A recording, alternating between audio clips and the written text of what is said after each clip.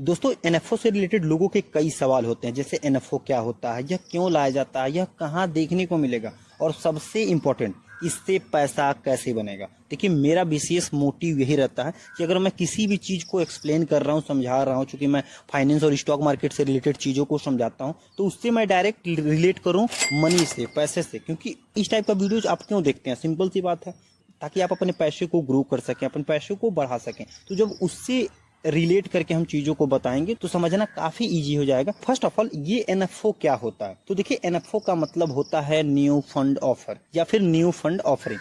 But इस full form से तो एनएफओ समझ में आएगा नहीं, तो इसको थोड़ा हम डिटेल में समझते हैं। तो देखिए इसके फुल फॉर्म से ही ये थोड़ा थोड़ा क्लियर हो जा रहा है। इसका फुल फॉर्म है न्यू फंड ऑफर, यानी न्यू यानी नया, फंड यानी फंड। और वो फंड कुछ भी हो सकता है, mutual fund, index fund, fund of fund, या फिर एक्सचेंज ट्रेडेड फंड। ठीक है, यानी नया कोई भी फंड ऑफरिंग, ऑफरिंग का मतलब ऑफर करना या फिर पहले किसी चीज को देना। तो बस यही है, इसके नाम से ही क्लियर है। जब कोई फंड, जब भी कोई नया फंड, चाहे म्यूचुअल फंड हुआ, इंडेक्स फंड हुआ, फंड ऑफ फंड हुआ, या फिर एक्सचेंज ट्रेडेड फंड हुआ, जब कोई नया फंड पहली बार पब्लिक को ऑफर करा जाता है तो वही न्यू फंड ऑफर कहलाता है। लेकिन जब भी एनएफओ की बात आती है तो लोग ज्यादातर इसको आईपीओ यानी इनिशियल पब्लिक ऑफरिंग या फिर इनिशियल पब्लिक ऑफर जो स्टॉक का होता है उससे जो है इसको रिलेट करते हैं लोग। मतलब जब भी एनएफओ की बात आती है तो आईपीओ कहीं ना कहीं दिमाग में आ जाता है, लेकिन ये उससे काफी डिफरेंस है। बेसिकली आईपीओ जो है फेमस किस लिए रहता है, वो लिस्टिंग गेन के लिए फेमस रहता है। लोग इसको जानते क्यों है, लिस्टिंग गेन के लिए इसको जानते हैं। लेकिन एनएफओ में आपको किसी भी टाइप का कोई भी लिस्टिंग गेन नहीं देखने को मिलता है।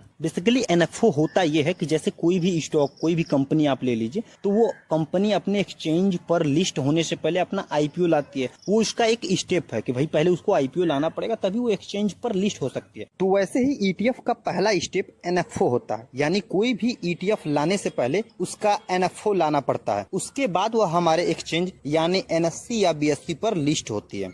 स्टॉक के कंडीशन में पहले ही लोग जो है उसको सब्सक्राइब करते हैं, उसको जो है अप्लाई करते हैं, तो उसमें लिस्टिंग गेन मिलता है। लेकिन एक्सचेंज ट्रेडेड फंड के जो एनएफओ होता है इसमें ऐसा कुछ नहीं होता, इसमें लिस्टिंग गेन नहीं मिलेगा। इसमें आपको जो है जितने का खरीदेंगे उतने का यूनिट्स मिलेगा, या फिर जिसका वो फंड है, जैसे फंड अलग अलग चीजों का होता है, वो किसी पर बेस्ड होता है। ठीक है, वो किसी को ट्रैक करता है फंड। तो जब उसमें ग्रोथ मिलेगा, तो अगर बाय द वे आप पहले इन्वेस्ट कर दिए और बाय द वे उसमें ग्रोथ मिल गया, तो जब आपको अलॉटमेंट होगा तो फिर जो है उसमें थोड़ा सा आपको बढ़ोतरी देखने को मिल सकता है। लेकिन अगर बाय द वे वो जो है जिसको ट्रैक कर रहा है, जो वो फंड आप जिस फंड में आप इन्वेस्ट कर रहे हैं एनएफओ के थ्रू, अगर बाय द वे वो जिस चीज को ट्रैक कर रहा है और अगर वो जो है वो डिक्रीज हो गया, गिर गया या फिर थोड़ा सा नीचे चला गया, तो फिर आपका हो सके अलॉटमेंट के दिन थोड़ा सा माइनस भी हो सकता है। बेसिकली एनएफओ कुछ नहीं होता है, बस आप समझिए जो ईटीएफ है उसको लिस्ट होने से पहले अगर आप उसको खरीदना चाहें तो खरीद सकते हैं। ठीक है, लेकिन इसका शुरुआती जो जब एनएफओ आता तो इसका जो है आईनाव यानी indicative net asset value, intraday net asset value जिसको बोला जाता है, मतलब शुरुआती इसका जो आईनाव होता है मात्र